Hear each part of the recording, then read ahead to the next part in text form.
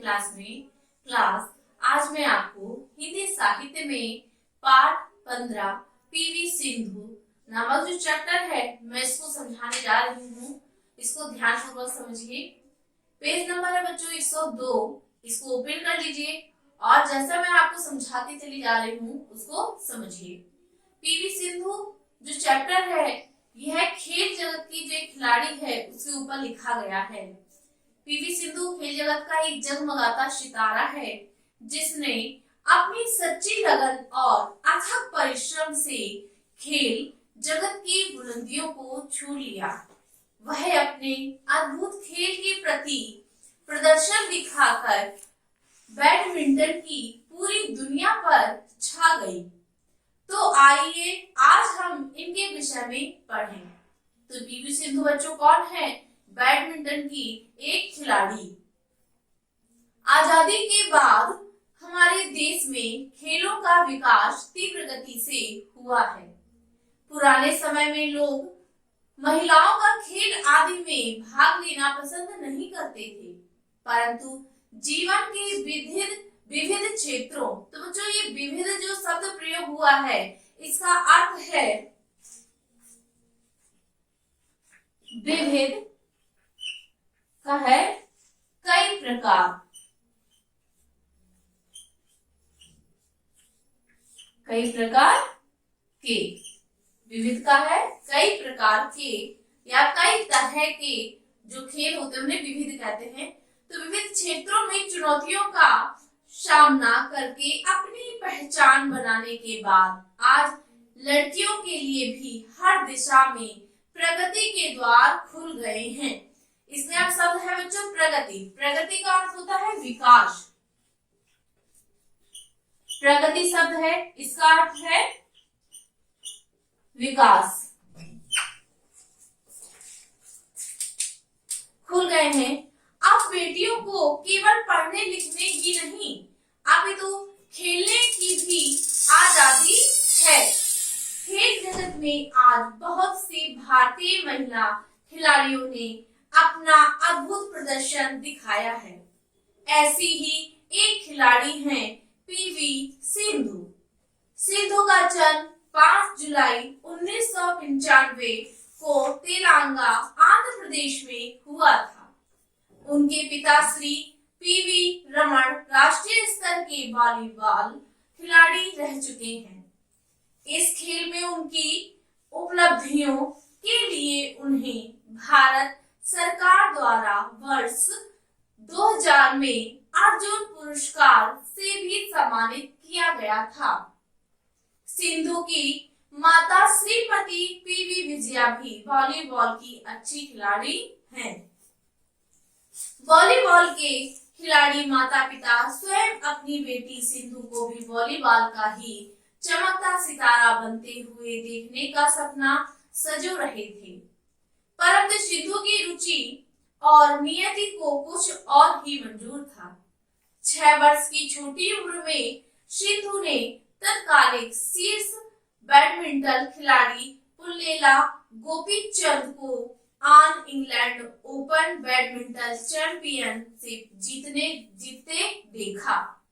गोपीचंद की इस जीत ने ही नन्ही सिंधु को इतना प्रभावित किया और उत्साहित किया कि उसने बैडमिंटन को ही अपने जीवन के लक्ष्य के रूप में चुन लिया। सिंधु ने मात्र 8 वर्ष की आयु में बैडमिंटन सीखना शुरू कर दिया था। उस समय सिकंदराबाद के इंडियन रेलवे सिग्नल इंजीनियर और बैडमिंटन के प्रशिक्षक महबूब अली ने सिंधु को बैडमिंटन का प्रशिक्षण देना शुरू किया। बैडमिंटन के क्षेत्र में महबूब अली ही सिंधु के प्रथम गुरु बने। अपने आरंभिक प्रशिक्षण के बाद सिंधु ने पुल्लेला गोपीचंद की बैडमिंटन अकादमी में प्रवेश लिया। अब सिंधु ने अपनी पढ़ाई के साथ साथ बैडमिंटन में भी कठिन परिश्रम करना आरंभ कर दिया। परिश्रम का अर्थ क्या होता है बच्चों? मेहनत।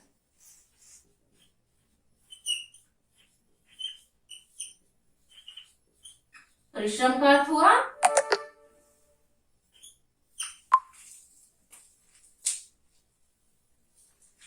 इसके बाद सिंधु के इस परिश्रम का सबसे पहला परिणाम वर्ष 2009 में सामने आया, जब मात्र 14 वर्ष की सिंधु ने कोलंबो में आयोजित सब जूनियर एशियाई बैडमिंटन चैंपियनशिप में कांस्य पदक जीता। इस जीत ने सिंधु को बैडमिंटन की राष्ट्रीय स्तर की एक अच्छी खिलाड़ी के रूप में प्रस्तुत किया, परंतु यह तो उसकी सफलता का पहला पायदान था। सफलता की एक लंबी सुनहरी यात्रा अभी शेष थी। इसके बाद अगले ही वर्ष सन 2010 में सिंधु ने Iran first international badminton challenge के एकल वर्ग में भी जीत हासिल की और रजत पदक प्राप्त किया। यह सब कुछ इतना सरल नहीं था। इसके लिए सिंधु ने जी तोड़ मेहनत की थी। अपने घर से 56 किलोमीटर की दूरी तय करके सिंधु को अभ्यास के लिए पुलेला गोपीचंद्र की बैडमिंटन अकादमी पहुंचना होता था। इसके लिए सिंधु हर सुबह 4 बजे ही अपना घर छोड़ देती थी। पूरे दिन गोपीचंद के निर्देशन में अभ्यास करने के बाद सिंधु देर शाम घर लौटती थी। इसी तरह परिश्रम की भट्टी में तब का सिंधु रूपी सोना कुंदन बन रहा था। यह सिंधु का परिश्रम ही था जिसने उसे राष्ट्रीय और अंतरराष्ट्रीय स्तर पर बैडमिंटन का चमकता सितारा बना दिया। वर्ष 2012 में सिंधु ने एशिया यूथ अंडर 19 चैंपियनशिप जीती। इसी वर्ष में सिंधु के लिए एक और बड़ी सफलता प्रतीक्षा कर रही थी। चीन में मास्टर सुपर सीरीज टूर्नामेंट का आयोजन किया गया था। सिंधु का अंतिम मुकाबला 2012 के लंदन ओलंपिक के चैंपियन ली जुई के साथ था। ली जुई पर शानदार जीत हासिल करके सिंधु बैडमिंटन की पूरी दुनिया पर छा गई, परंतु इस खेल के मैदान में सिंधु बुरी तरह घायल भी हो गई। इसी कारण उन्हें आगे आने वाले राष्ट्रीय और अंतरराष्ट्रीय बैडमिंटन मैच छोड़ने पड़े। हमारे जीवन की इस तरह खेल जीवन में भी इस तरह के उतार चढ़ाव चलते रहते हैं। 2013 ईस्वी का साल सिंधु के खेल जीवन को स्वर्णिम चमक देने आया था। इस साल सिंधु संसार के कई श्रेष्ठ खिलाड़ियों के विरुद्ध न केवल खेली बल्कि जीती भी। इसी साल सिंधु ने मलेशिया का ओपन टाइटल जीता। इसी साल वह दुनिया की दूसरी श्रेष्ठ चीनी वांग यीहान को क्वार्टर फाइनल और 7वीं रैंक की चीनी खिलाड़ी वांग जियान को फाइनल में हराकर विश्व चैंपियनशिप जीतने वाली पहली भारतीय महिला बनी। इसी साल सिंधु को अपनी श्रेष्ठ उपलब्धियों के लिए अर्जुन पुरस्कार से भी सम्मानित किया गया। सिंधु की सफलताओं की कड़ी में एक छोटी सी असफलता ने भी उसका रास्ता रोकने का प्रयास किया।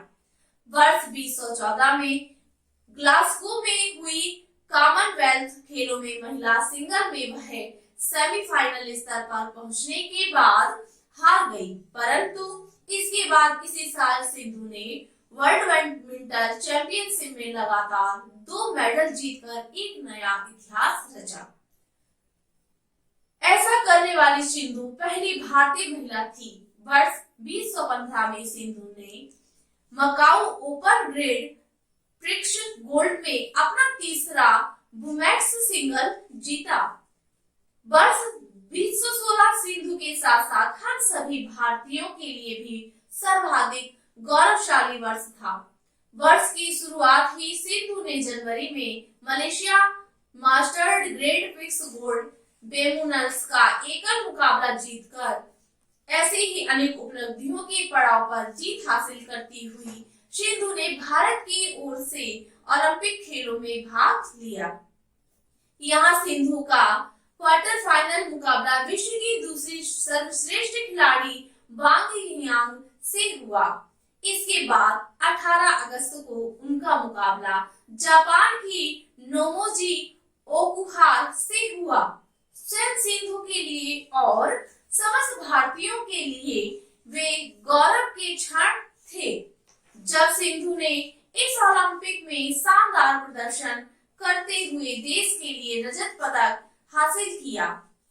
ऐसा करके सिंधु की सबसे कम उम्र वाली मेडल विजेता खिलाड़ी बन गई।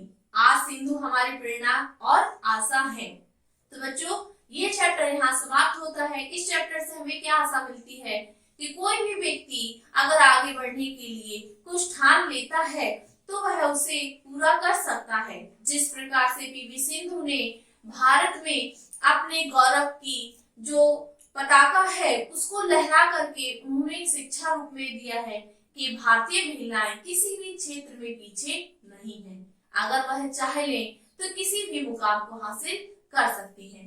तो बच्चों, इस पाठ के अनुसार सभी को अपने घर के जो बालिकाएं हैं उनको आगे बढ़ने के लिए प्रेरित करना चाहिए तथा उनको आगे बढ़ने के लिए प्रोत्साहित समय समय पर करते रहना चाहिए। तो बच्चों, आज के लिए इतना काफी है। आप सभी का दिन मंगलमय हो।